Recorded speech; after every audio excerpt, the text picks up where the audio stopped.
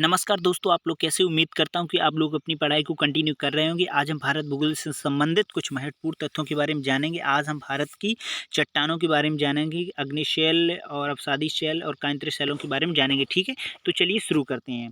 तो पहले हम शैल जान लेते हैं कि मतलब चट्टान क्या चीज़ होती है। तो देखेंगे पृथ्वी की सतह पर कठोर भाग को चट्टान या शैल कहते हैं और इसे उत्पत्ति के आधार पर 3 प्रकारों में बाँटा गया है। तो ये आपको समझ गए होंगे कि पृथ्वी की सतह के कठोर भाग को चट्टान या शैल कहते हैं। तो यानी पृथ्वी की जो भी कठोर भाग है उसको हम चट्टान या शैल कहते हैं। इसकी उत्पत्ति के आधार पे इसको 3 भागों में बाँटा गया है। तो उन्हीं 3 भागों के बारे में आज हम बात करेंगे। वो कौन-कौन सी चट्टानें हैं। तो पहली चट्टान है आपकी आग्नेय चट्टान, अवसादी चट्टान, कांस्य चट्टान यानी इग्नियस चट्टान, रॉक्स और सेडिमेंट्री और आपकी मेटाफॉर्मिक रॉक। तो ये आपकी 3 रॉक्स हैं, इनके बारे में हम जानेंगे। तो चलिए शुरू करते हैं।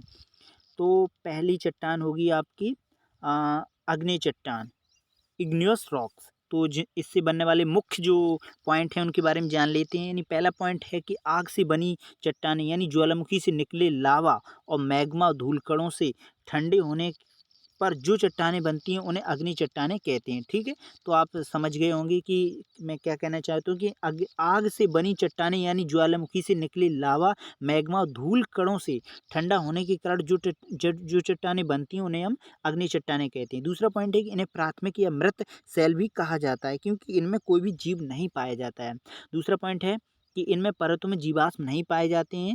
ठीक है, अगला पॉइंट है जीवाश्म। पूछा जाता है कि सर कि किस चट्टानों में जीवाश्म नहीं पाए जाते हैं, तो अग्नि चट्टानों में जीवाश्म नहीं पाए जाते हैं। तो अगला पॉइंट हम देखते हैं। अगला पॉइंट है कि इन परतों में जीवाश्म नहीं पाए जाते हैं। और अगला इसका पॉइंट है कि लोहा, निकेल, सोना, तांबा, जस्ता जैसे प्रमुख खनिज इसमें पाए जाते हैं। यानी धातु जो है वो सभी इसमें अग्नि चट्टानों में पाई जाती हैं। अगला पॉइंट है कि आर्थिक रूप से संपन्न होती हैं। मुख्यतः स्वाभाविक ही आर्थिक रूप का मतलब है कि जो धातुओं से परिपूर्ण हो जो चट्टान है उन्हें आर्थिक रूप से संपन्न माना जाएगा। ठीक है, अग्नि चट्टानी की एक और विशेषता देख लेते हैं। अग्नि चट्टानी के उदाहरण क्या है? जैसे ग्रेनाइट है, बेसाल्ट है और पैग्माटाइट है और बिटुमिनस है आदि प्रमुख उदाहरण है। ठीक है, तो ये कुछ चट्टानें थीं जिनके बारे में हम अध्ययन कर रहे हैं। तो इसमें पहले हमने अध्ययन किया अग्नि चट्टानें। तो अग्नि चट्टानें से बनने वाले जो मुख्य बिंदु हैं वो आपके साथ हमने डिस्कशन कर लिए। अब हम बात करेंगे अवसादी चट्टानों के बारे में। तो अवसादी चट्टानों के पहला जो पॉइंट है वो है अवसादी चट्टानों का निर्माण अग्नि चट्टानों से ही हुआ है। यानी प्राथमिक चट्टानें अग्नि शैल है, लेकिन अग्नि चट्टानों से जिसका निर्माण हुआ है उसे हम अवसादी चट्टान कहते हैं। तो अग्नि चट्टानें हवा और पानी की वजह से दूर जाकर जमने लगी हैं, इसी अवसादी चट्टानों का निर्माण हुआ है। यानी जो टूट फूट गई अग्नि चट्टान थी, जो टूट फूट के परिवर्तित हो गई हवा पानी के माध्यम से, तो आज जिस रूप में है उसे हम अवसादी चट्टान कहते हैं। ठीक है, तो अगला पॉइंट है कि अग्नि चट्टान की परत दर परत अग्नि चट्टान पर परत दर परत जमने से अवसादी चट्टान बनती है। ठीक है, तो यानी परत दर परत अग्नि चट्टान होती है, उसके टूटने फटने से जब दोबारा किसी चट्टान का निर्माण होता है तो वो अवसादी चट्टान बनती है। अतः इन्हें हम परतदार चट्टानें भी कहा जाता है। तो ये आप समझ गए होंगे कि इन्हें अब परतदार चट्टानें कही या अवसादी चट्टानें कही, तो इनका भी निर्माण किससे हुआ है? अग्नि चट्टानों से हुआ है। तो अगला पॉइंट देखते हैं कि इन चट्टानों के जीवाश्म नहीं पाए जाते हैं।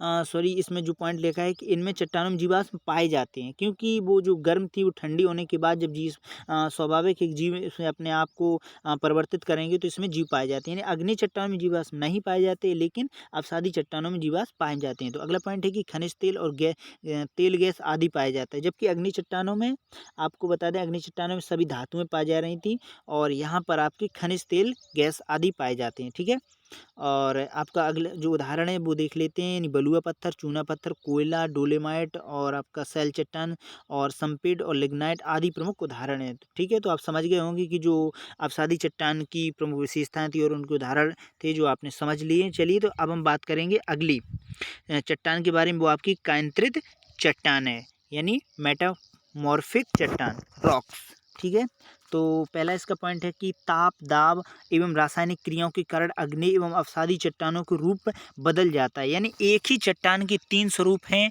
यानी उनकी उत्पत्ति के आधार की बात की गई है। ताप, दाब और रासायनिक क्रियाओं के कारण अग्नि एवं अवसादी चट्टानों का रूप बदल जाता है, जिसे रूपांतरित या कायांतरित चट्टान कहा जाता है। ये 2 प्रकार की होती हैं।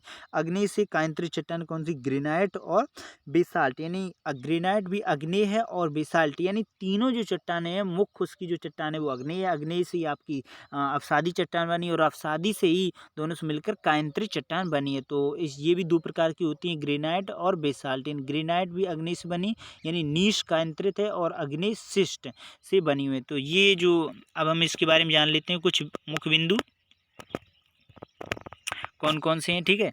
तो इसका जो पहला पॉइंट है अग्नि से आपने ये अध्ययन कर ही लेंगे। तो अब हम बात करते हैं अवसादी से कायंत्रित कैसे बनी। बलुआ पत्थर अग्नि की क्वार्टाइज कायंत्रित है, यानी बलुआ पत्थर अग्नि से बना है और से क्वार्टाइज कायंत्रित है, यानी जब परिवर्तित हुई बलुआ पत्थर तो क्या निर्माण हुआ, क्वार्टाइज का निर्माण हुआ। ठीक, चूना पत्थर से अग्नि चट्टान है, लेकिन संगमरमर का निर्माण भी किसे, कायंत्रित ही हुआ, यानी जो कायंत्रित परिवर्तित होगी तो निर्माण क्वार्टाइज संगमरमर का हुआ। ठीक है, तो कायंत्रित चट्टानों के उदाहरण जो रूपांतरित चट्टानों के उदाहरण हैं, कायंत्रित चट्टानों के उदाहरण या रूपांतरित चट्टानों के उदाहरण देख लेते कौन कौन से हैं।